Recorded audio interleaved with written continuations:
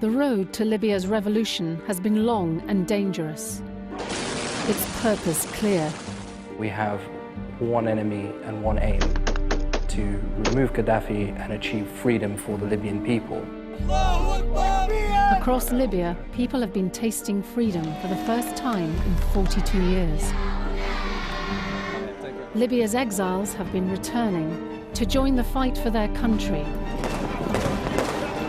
Each has a story to tell. We do what we didn't do 30 years ago. The exile businessman and his son, who shared a dream of going home and traveled thousands of miles to bring help. The property developer from London, who led his men into battle. The two best friends, civilians who became soldiers. I was screaming my soul out. And the neighbors, who took up arms and discovered the cost of freedom. Freedom is the most expensive thing. Its price is blood. Together, this makeshift army of unlikely revolutionaries will take on the might of one of the world's most brutal dictatorships and bring it down. There's a big fighting now next to Dikla. You just heard bullets everywhere. That was like raining with bullets. There are still battles to come to take back their country. First, they must capture Gaddafi's power base and liberate the capital, Tripoli.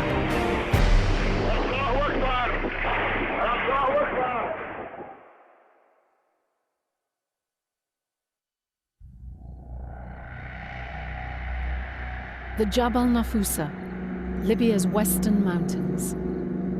It's June. The Arab Spring has turned to summer, but the revolution has stalled. After 4 months of fighting, Libya's revolutionaries have made significant gains, taking towns all along this plateau that rises up between the Sahara and Libya's coastal plain.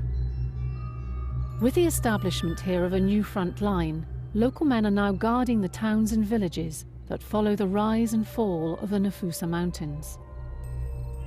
Gaddafi's forces still linger in the desert to the south, menacing the population with Russian-made Grad missiles, tanks, and heavy weaponry. ضربونا بالجراد تحت الكهف هذا من لوطة. كتاب القذافي كانوا مدرسين جيت المنطقة بتاع الجوش.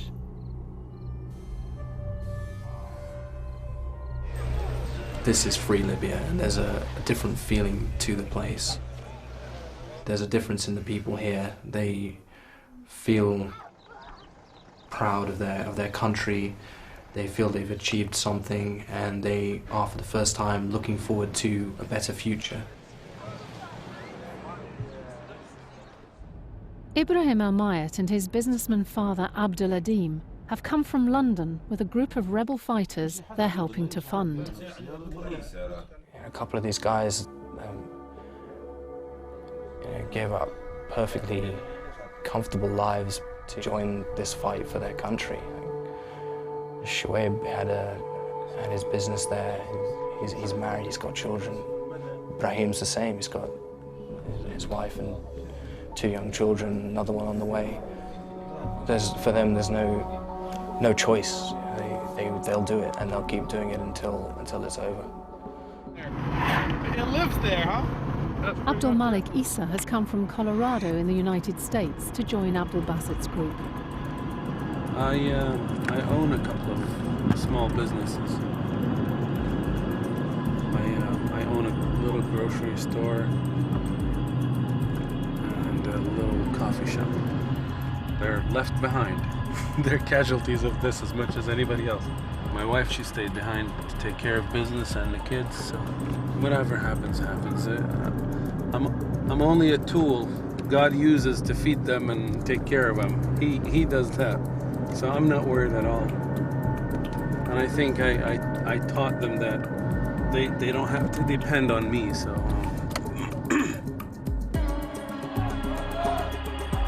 Thousands of other fighters are massing in the Jabal Nafusa, waiting for the final push.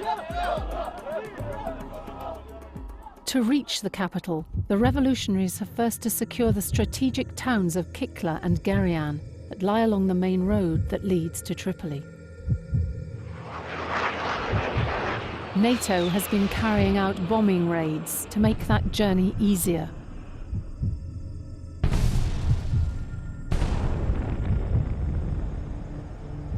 Look, young people, look, very young people. Yes. Salam alaikum.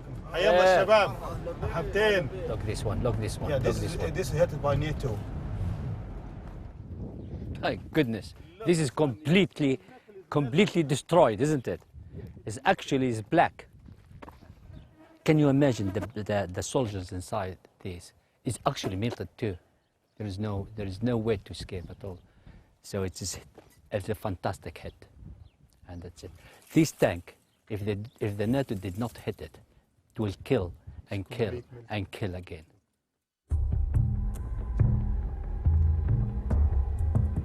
In this part of newly liberated Libya, the airwaves have also been freed from Gaddafi's grip.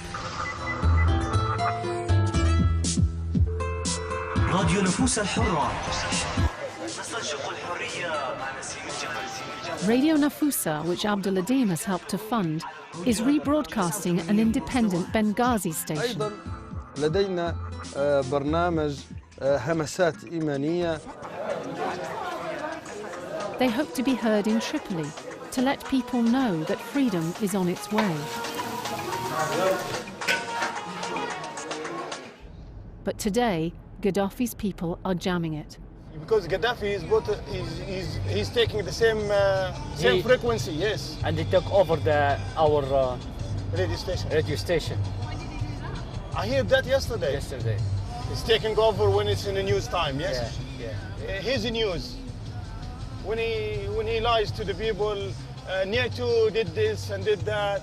Salam alaikum. Barakallahu feek. Barakallahu في الظل غادي.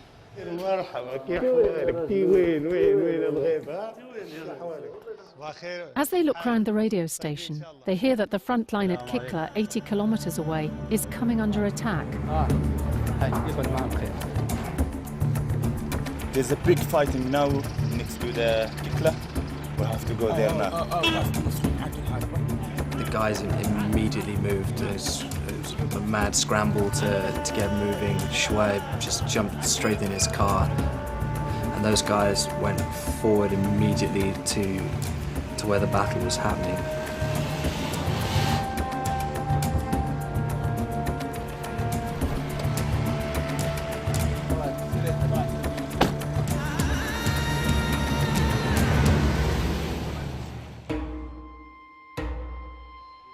The fighters have been under fire for several hours.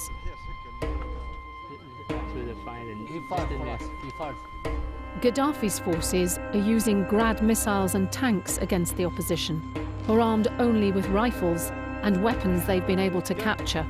Gaddafi's forces had actually moved forward into Kikla that morning and had been pushed back, and the battle was about 2 kilometers behind the line at that point. Our side had captured a number of vehicles with heavy weaponry, and we're doing quite well.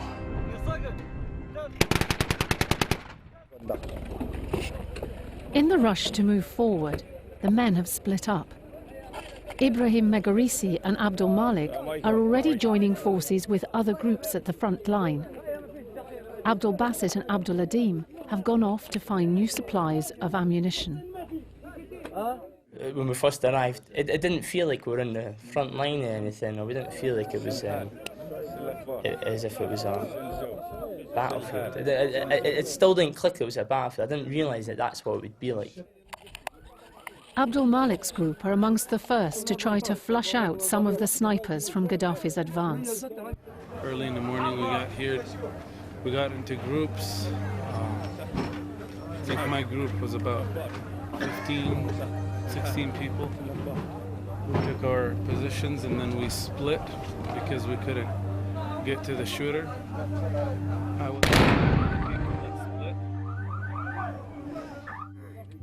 Shoaib is also preparing to hunt down snipers and has agreed to have one of our small cameras attached to his chest. ما عندهاش مخزن كبير. ما عندهاش. يا ربيع أعطيني مخزن الكبير. Ibrahim's going with him. It's his first taste of real battle. was a couple of young guys who were shooting with the gun, and they were getting fired at. So I helped them pack the bullets. Like so many others that morning, Ibrahim's group comes under fire. And you just heard bullets everywhere. It was like raining with bullets. It's just a funny thing. There's a sense of tranquility. There's a sense of tranquility. It's difficult to describe. Out in the countryside with little cover, Shwaib and the men run from house to house.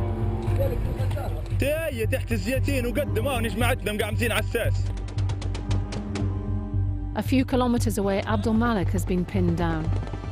We got ambushed.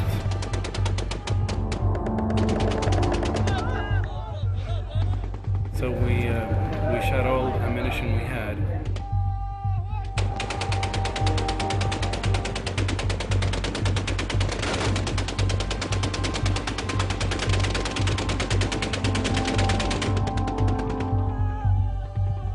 One guy advanced and we started retreating, trying to not get shot by the snipers or by the army guys. The man who'd advanced had been shot and taken by Gaddafi's forces. We saw them come to our guy, and he was moaning. He was in pain. A few hours later, Abdul Malik and 4 other fighters went back to rescue him. I had to drive the car in a little deeper because they couldn't carry him anymore. He was dead already. And he happens to be a relative of mine.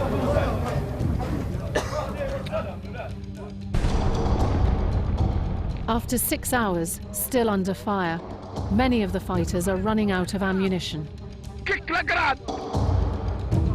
I heard one of the guys say, "You don't use it. We don't have any bullets. We don't have any ammunition."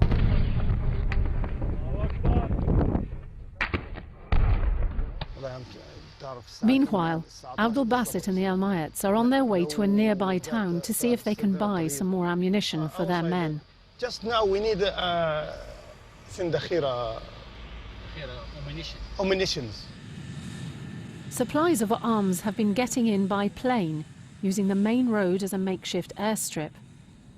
Abdul Basit is waiting for another delivery. There's one coming today, and there's a special box for us, for my camp.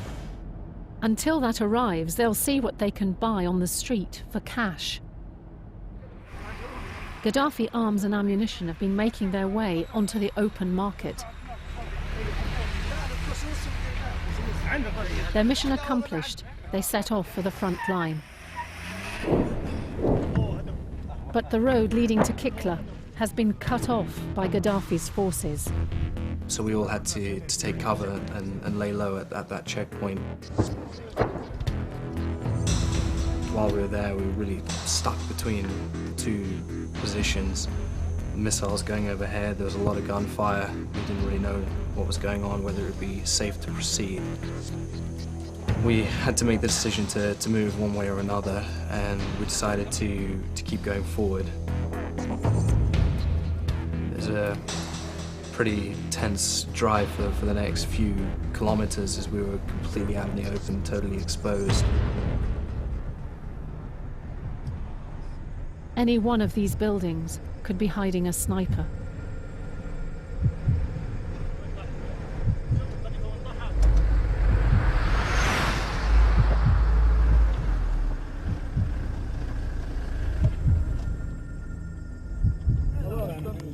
When they finally reach the front line with the ammunition, Abdul Basit is still faced with hard choices.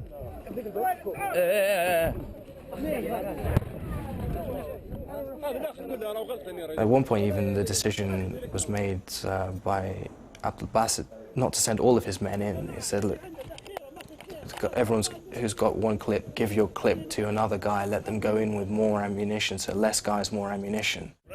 In the event, the assault by Gaddafi ground forces will continue for 2 days. But the opposition holds on to the front line.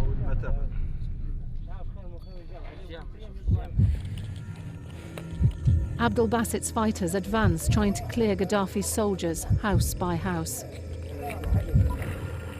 It's clear some of them have left in a hurry.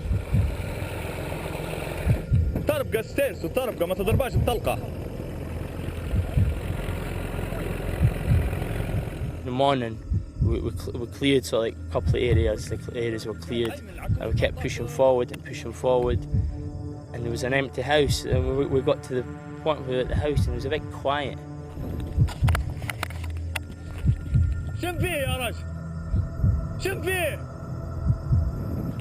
Just as we got there, they started firing. Those bullets, you hear them, they fire from miles away. You just fing, fing. That's the exact sound that comes out. So they said they were going to run, and I thought, I don't know how they're going to do this. So I went round the wall just to have a peek. And I had a scope to see, and I was looking with the scope, and a bullet landed right in front of me.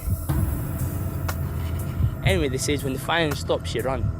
It was no way that you could make it, like, yeah, there was no way. And the firing stopped. So I ran. And I was waiting for the firing to start and stop again, but the firing didn't start. It must have jammed. It must have jammed. Like, all of us got out of there before the firing started again. And then we just ran, and until we eventually got back to cover.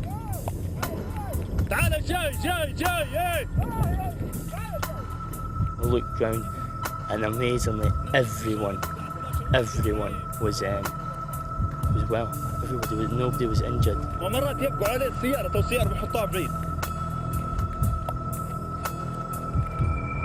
How many were killed from your side? 4. That's bad. That's a lot of people. 4, and there's 5 of them in the hospitals. They're still alive. I'm going back, yeah. I'm going back. People waiting there. Yeah.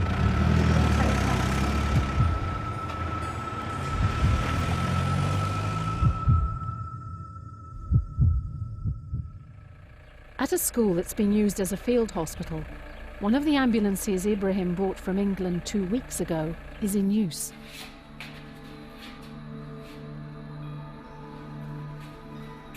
It's transferring a young boy who's been injured in the crossfire to the nearest hospital.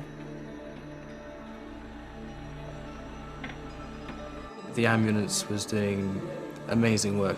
The driver and the medic that were on board had taken about 7 trips from the front line down to the field hospital. It's just really good to see the ambulance actually, getting it done, doing what it came here for, doing it well.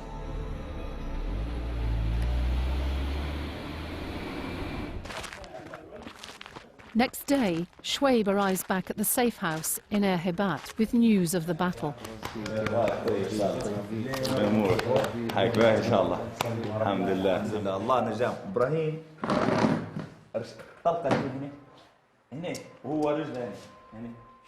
لكن ربك الحمد لله وعبد الباسط بجنب ودنا تقول فين مين والله العظيم سنايبر هلبة عندهم سنايبر هم المفروض ضرب تعرف في الراديو نسمع فيهم في الراديو متاعهم يقول لك قيم هذاك طاح هذاك تعرف درنا فيهم حال.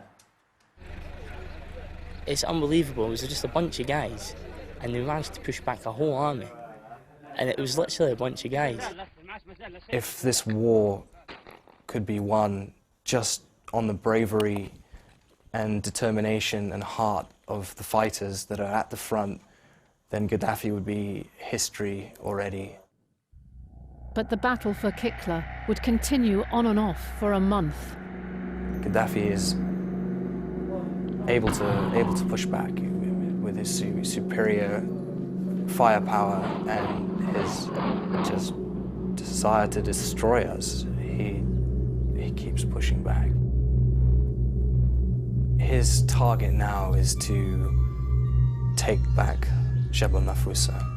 He wants it, doesn't want to leave anyone alive. Abdul Basit's fighters have no choice but to pull back for the time being, while Ibrahim and his father return to Tunisia to organize and resupply. We're going to fall back, we're going to move out, and we're going to see what we can do from outside.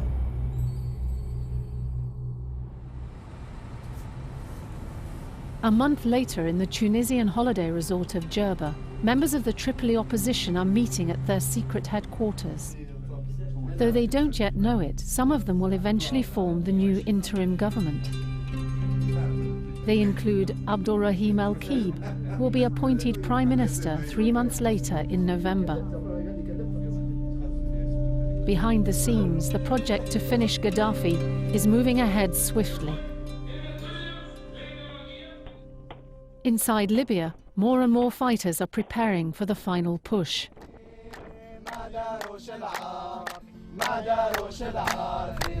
Rabia Dehan and Abdul Rauf Guela, the two best friends who left home in May, have been recruited by the Tripoli Brigade.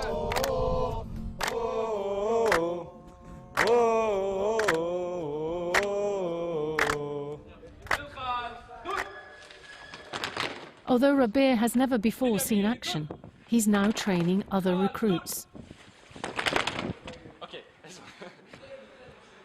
The Tripoli Brigade have spent the last few months in Nalut, in the mountains. They've been going through a rigorous training program there with the sole intention of taking part in the battle to liberate Tripoli. They're fully equipped and ready for battle. Back in Djerba, the opposition have come to a small restaurant to share iftar, the traditional way of breaking the Ramadan fast.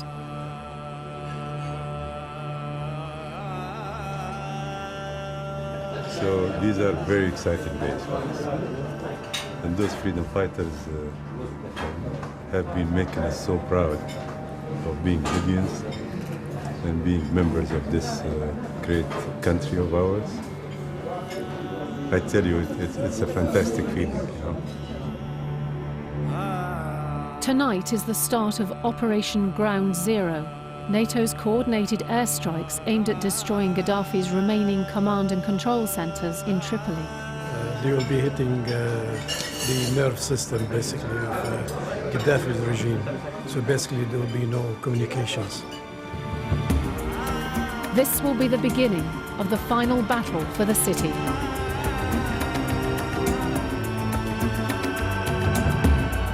As evening falls on the 20th of August, NATO's jets are on their way towards Tripoli.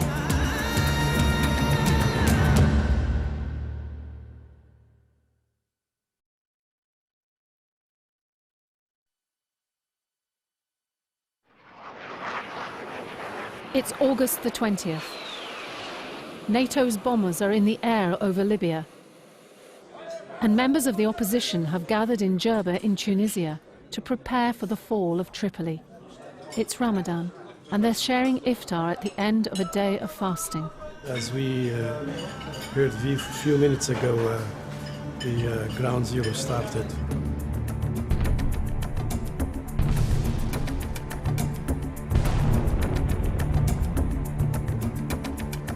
Suddenly, the men's mobile phones all start to ring at once.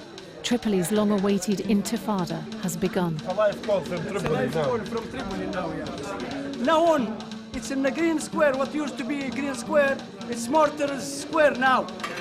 The flag, our liberation flag, yes, is done there now. It's مش عارف يرفع فنها Well, they're saying that the flag is flying in green square, and that's it. That's the end, right? What is it? What you game is almost over. So we are wishing alhamdulillah.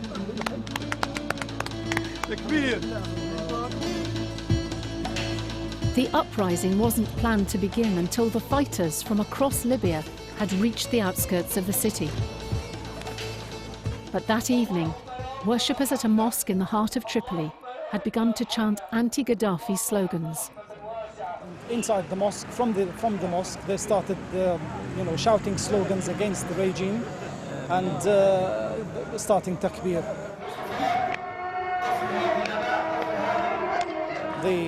the security cars, immediately they started firing at people in the mosque using heavy guns, the type you use against aircrafts.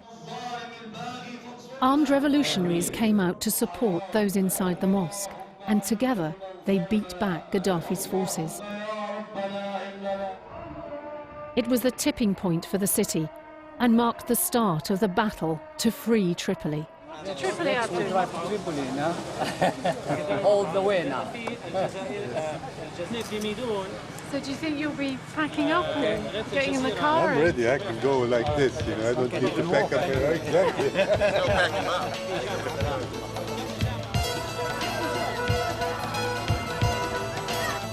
I tell you, we have never thought that it could happen in this manner, It is a dream coming.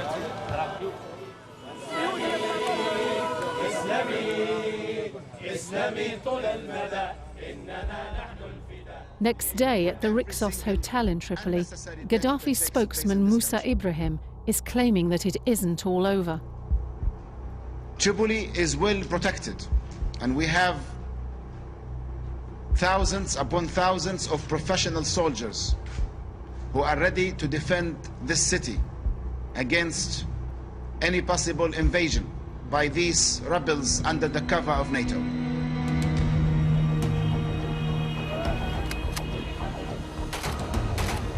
As the uprising continues inside Tripoli, revolutionary forces are fighting their way towards the city from all directions.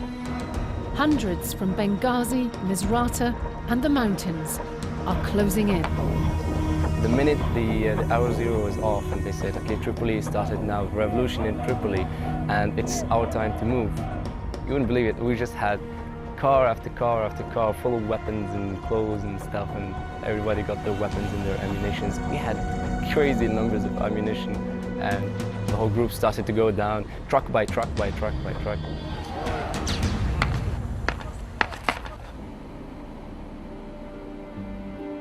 The first thing I did, I held my phone and I tried calling my parents. Dad, it's me. And we're on the airport road. Just pray for us, and I hanged up. The ground battle for Tripoli was underway.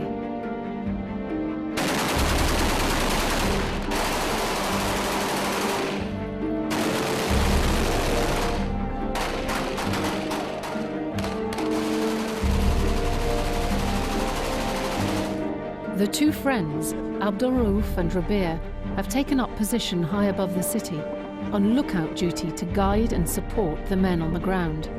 We went up, we were like watching the city from a higher point.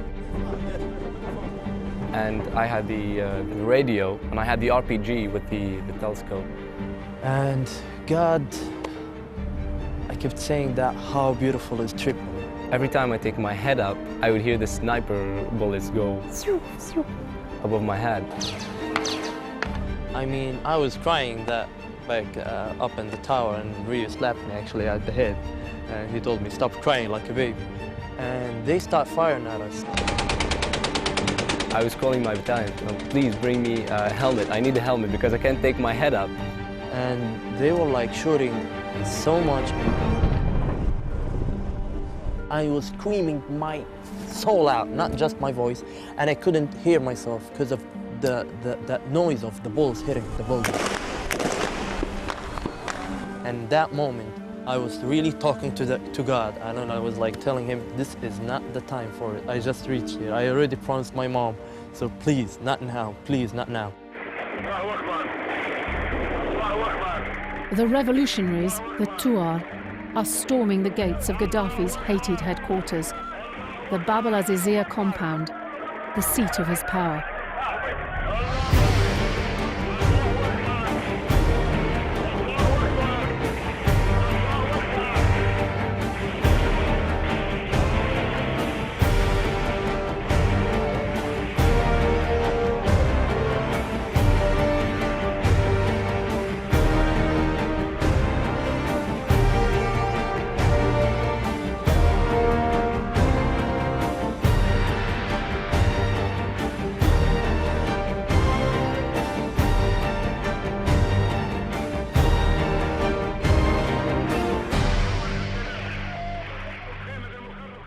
We've learned something during these 3 months, that a bullet that does not have your name is not going to hit you. It's God's will to survive.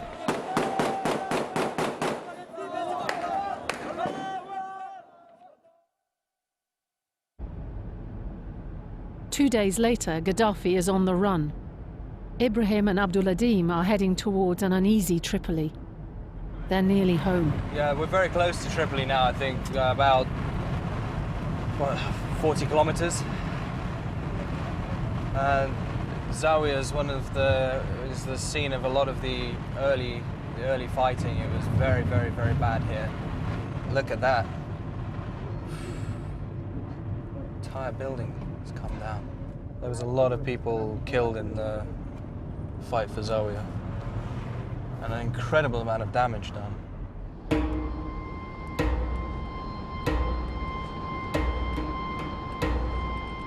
As they drive into newly liberated Tripoli, there's still smoke and gunfire coming from the Bab al-Azizia compound.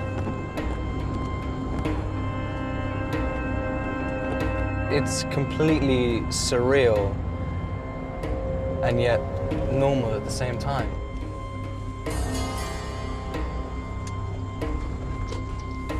It's a really weird feeling to be here. Freedom, freedom!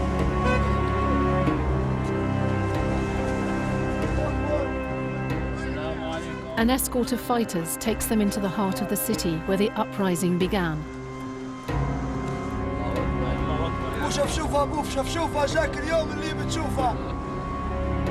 It's not over yet, it's not secure yet. Gaddafi is still at large and his supporters are still causing havoc, they're still attacking. These are some of the fighters who took part in the original uprising in the Ben Nabi Mosque, here on Sarim Street.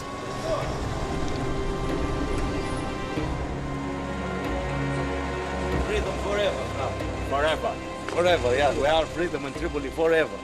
No Gaddafi here. No Gaddafi. No Gaddafi more. Abduladim and Ibrahim will stay with them in a safe house.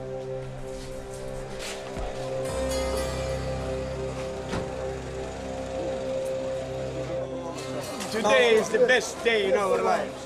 Today is the best day because we get back our freedom, our rights. I don't know how to say it, but the only thing that I know now, I trust my people now. They are lions, they are not boys. They are lions, really, really, really. The streets in Mansour, so close to the compound, are still tense. There's a fear of reprisal attacks by Gaddafi's snipers. He shot everything. He shot everything. Mosque, bank, stores, building, houses, everything, everything. He's crazy. Evidence for what they did. This has been the Tuar's base for the last few days.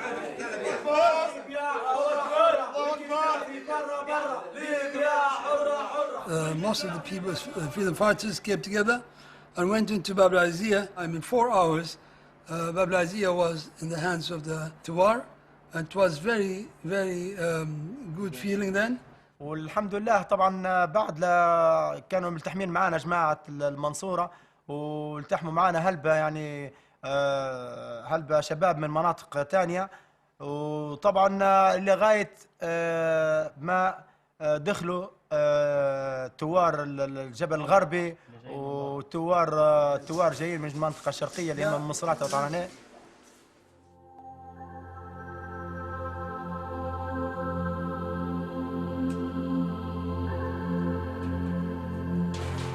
Next morning, Hakim and his comrades are on patrol in the streets around their neighborhood.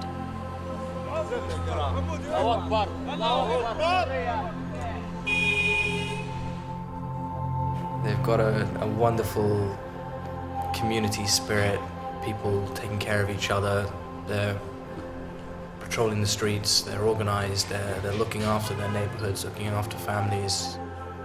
The people of Tripoli are taking back their city, house by house, street by street.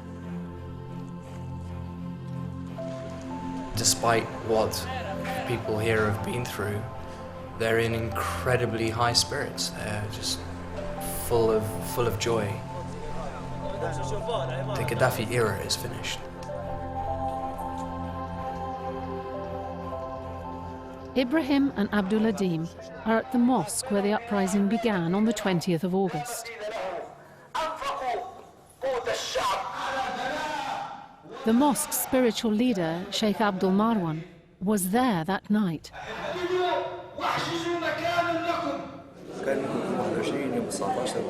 It wasn't actually, nothing was planned to come out on the 20th of August, but there were kidnappings by Gaddafi's militias. They come in the middle of the night, knocking people's doors. They just have to be the 20th because of the amount of pressure that was being put on them by the Gaddafi militias. For months, the revolutionaries had been smuggling arms into the mosque complex. Sheikh Abdul Marwan reveals that during that time, a frequent visitor was Gaddafi's son, Saadi.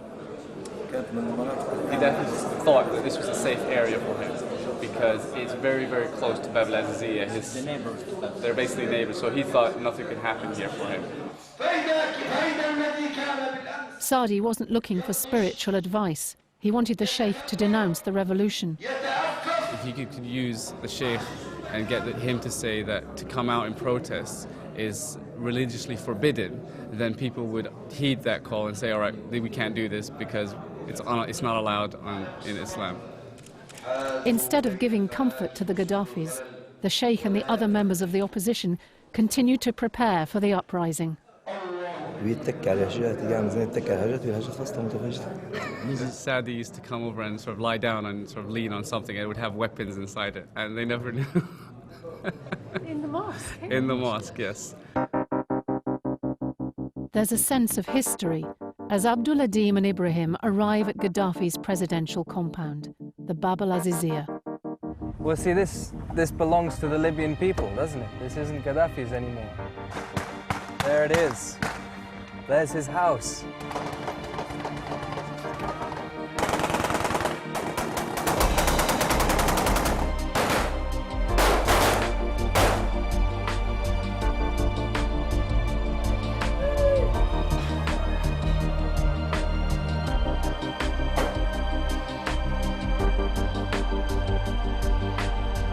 That's, it's amazing, isn't it? It's incredible, huh? I can't believe that, really. Yeah, this is incredible.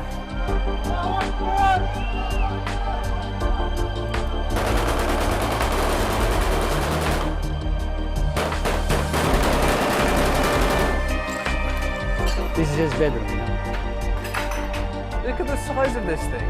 That's not a king size, that's emperor size.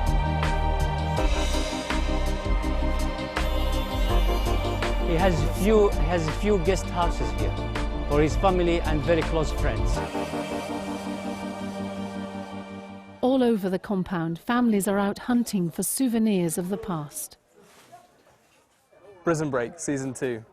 He's been getting some tips on how to stay on the run.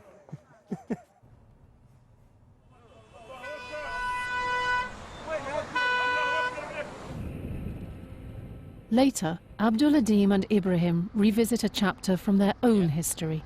Looks like. They're finally on their way to the family home they'd been forced to abandon. It's the big house. You see that house? Yeah. This is our house. On the left. The house is right next door to the compound, and it was built in the 50s, before Gaddafi. Look, look at it. Look, shut the lot. Look what happened to the house. Look, Bloody my hell. goodness. There were reports that Gaddafi had taken refuge here as he fled. Maybe you'll find.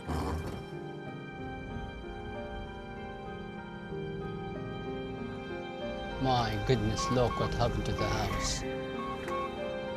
My God. Bloody hell. My God. This is supposed to be nice.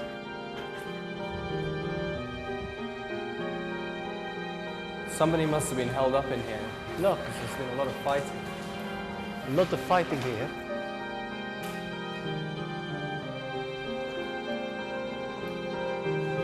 My mother was here before she died. She lived here with us, and she loved it. She loved Libya, and she loved this house. There's a sitting room there with a television. Oh, look, the fish things is here. It's still here. This is where we kept the fish. A bullet gone right through it. Yeah, look, this is what we kept the fish is still here. This is mine. This is the house Abdullah Deen grew up in. I used to come like this. This is sit up there and go. when I was small, you know. It's really awful to see the place in this state. You know, I have a lot of memories here, and it's horrible to see it like this. That was my bedroom there. And that one is Ibrahim's room.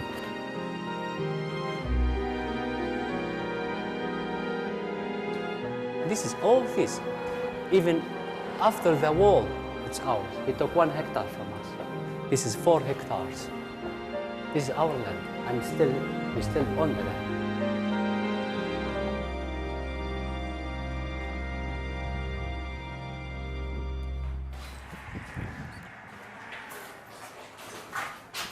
See, that's how close we are to his compound. That's see right inside. With bazooka, we can get him, you know. Everybody, I mean, all my family loved this place. I saw many beautiful days here. I will put it back as it was. I will.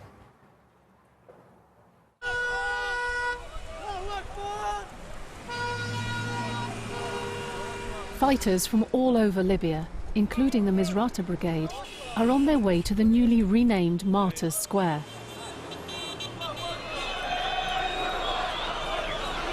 Tripoli is celebrating, but Abdul Rauf and Rabia are still on alert.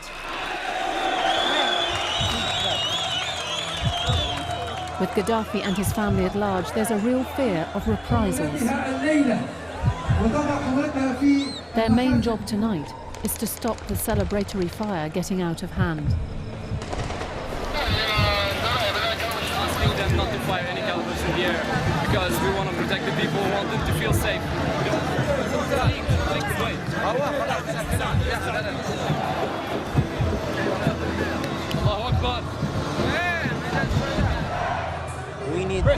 We need the square to be as safe as possible. So you have just to ask him nicely, like, stop shooting. There's family, there's kids, they get afraid. I'm really happy to see all these people right now.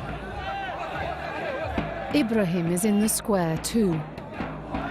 This is incredible. It's amazing to be here in the square, in Martyrs Square.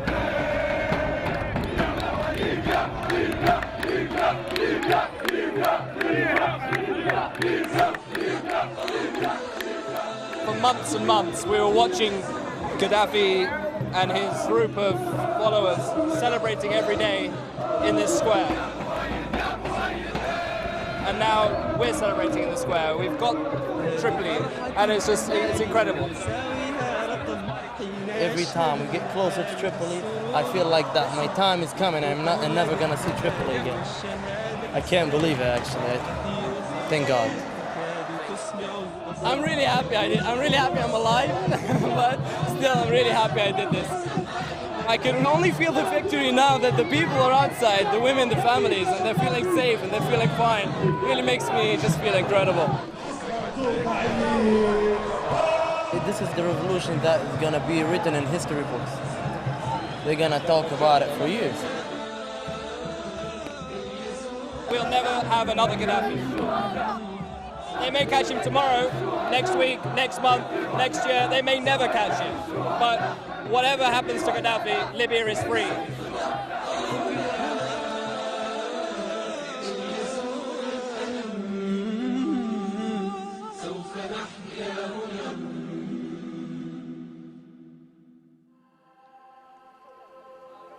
It's the morning of Eid al-Fitr, the end of Ramadan.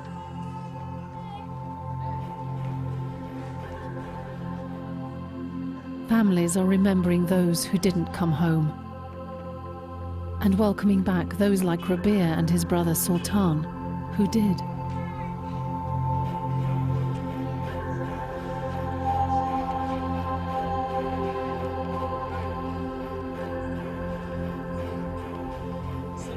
It will be another 2 months until Gaddafi is captured and killed, and 3 before his son Saif al-Islam is caught.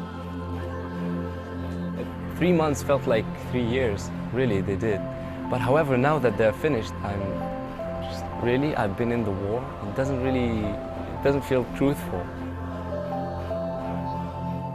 You seem Braveheart. Fight and you may die, and run and you might live.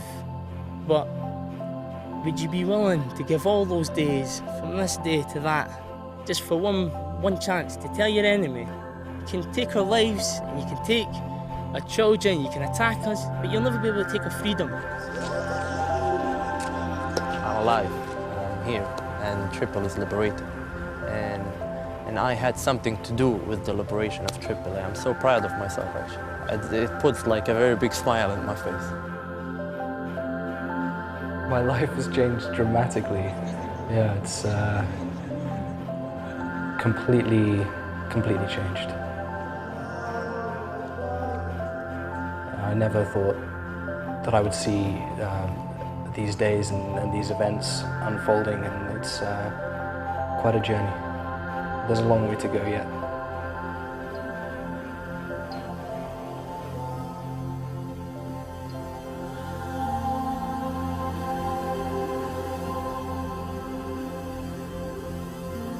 This morning, after 42 long years, Libya has finally awoken from its nightmare to begin a new day.